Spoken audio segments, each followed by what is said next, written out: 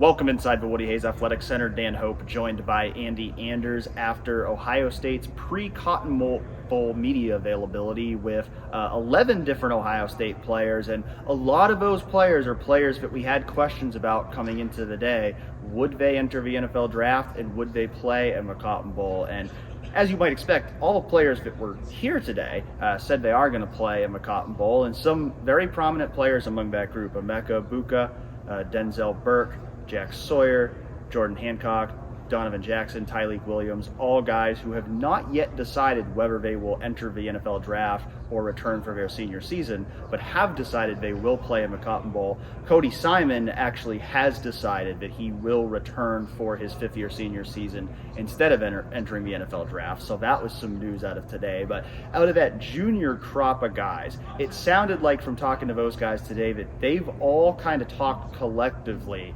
about wanting to play in this game and finish out the season the right way, regardless of what they might do next year. They're all going to have to make their own decisions after the season. Some of them might go pro, some of them might choose to stay in every year, but they collectively as a group want to play one more game, and they want to finish this season off right. They don't want to finish the season losing 2 games in a row like they did last year. No, and I think that's a really important thing for this 2021 class in particular. Like you said, the juniors are the ones who have come together and made this decision. And Denzel Burke even indicated that that's going to play a factor in their own NFL draft decisions, that they're going to talk to each other and figure out, what it looks like for next year, and which guys want to come back.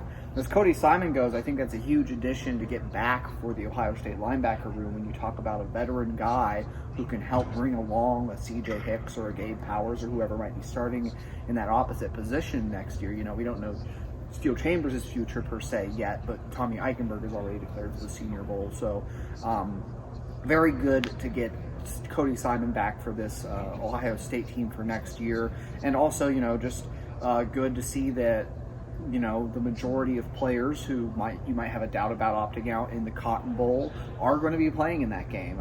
Not everyone for sure yet, but a lot of them. Yeah, still a few key players who have not commented on whether they will play in this game. Travion Henderson was not at interviews today. JT Tuimoloau was not at interviews today.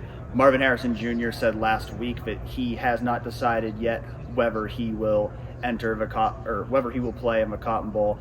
Left the door open for a return, but I think you could get the vibe even from talking to players today that nobody really expects Marvin back for another year. I think it's well understood that he's going to be a top 5 pick in next year's NFL draft, and so more than likely he is going to choose to move on from Ohio State after this season, regardless of whether or not he plays in the Cotton Bowl and go pro next year. One guy who, of course, has already decided to move on from Ohio State is Kyle McCord, and we did get the chance to talk to Devin Brown today. And talking to Devin, it certainly sounds like he is going into the Cotton Bowl with the expectation that he's going to be the starter in that game. And I asked him, I said, do you view this as an audition for next year? And he says he does. And so I think Devin recognizes this is a big opportunity for him. If he can go in, play well, and lead Ohio State to a win over Missouri, that could give Ohio State more confidence in him as a potential starting quarterback for next season. Right, and there's been a lot of expressed confidence by the players around him.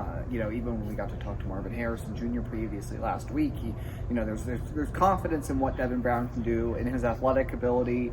Jordan Hancock mentioned how difficult it's been when he's extended plays in practice for the secondary to defend and to stay glued on to guys. I think this is a very good thing for Devin Brown's development, obviously, but I think it's also important for this Ohio State offense to try and see what it could look like with him at quarterback next year, and also the running threat that he might provide.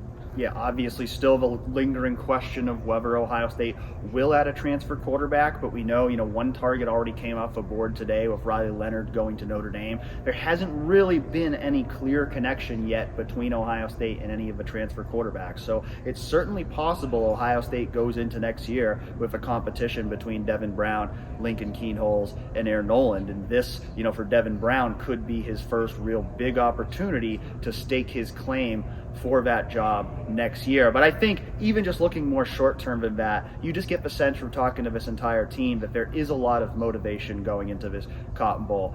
Jack Sawyer was asked, about people calling this game meaningless, and he said, quote, "Pardon my French, but I think that's bullshit." I think this is a team that they know what it's like to lose 2 games in a row to end the season last year.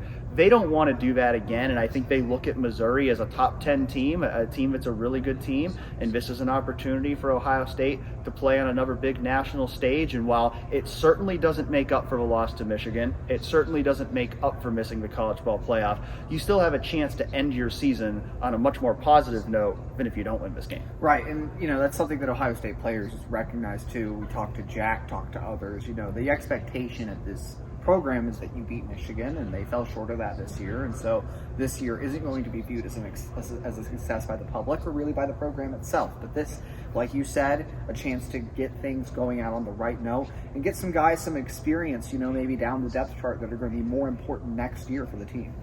Just a little over 2 weeks away now from the Cotton Bowl. This is the last time we expect to be inside the Woody Hayes Athletic Center before the Cotton Bowl, but we will be in Dallas to cover that game. So we'll come back with some more episodes of press coverage from on site during Cotton Bowl week ahead of that game coming up on December 29th.